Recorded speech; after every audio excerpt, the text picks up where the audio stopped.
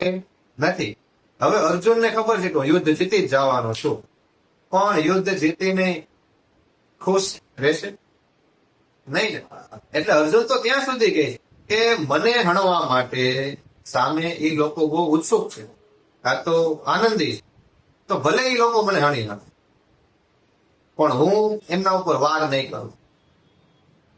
કાં તો પછી હું આ બધું જ મૂકીને જંગલમાં જતો રહું. પણ જંગલમાં એક ક્ષત્રિય ન જીવી શકે.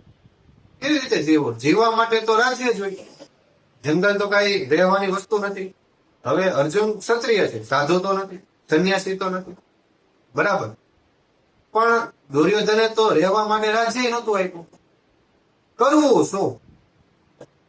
આ જે મથામણ છે એનો જે રસ્તો આપે છે, રસ્તો બતાવે છે, જ્ઞાન આપે છે ભગવાન કૃષ્ણ, એ જે છે ભગવદ્ ગીતા. અને અહીં શ્લોક 31-36 નો સારાંશ પણ આ જ છે.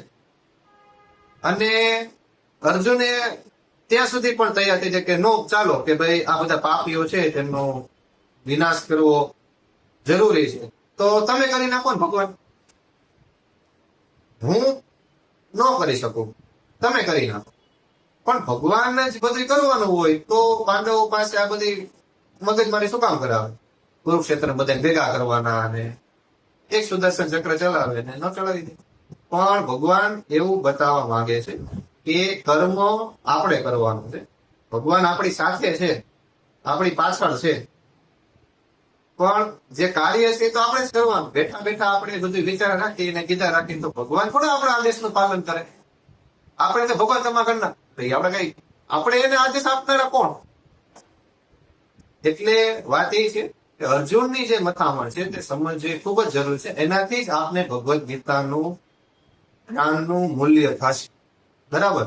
અને છેલ્લે અર્જુન એમ કહે છે કે આપણે કાંઈ નથી કરવું, જતા રહે જંગલમાં. હવે આગળ શું વાતચીત થાય છે તેના માટે જોડાયેલા રહેજો. રાધે રાધે, જય શ્રી કૃષ્ણ.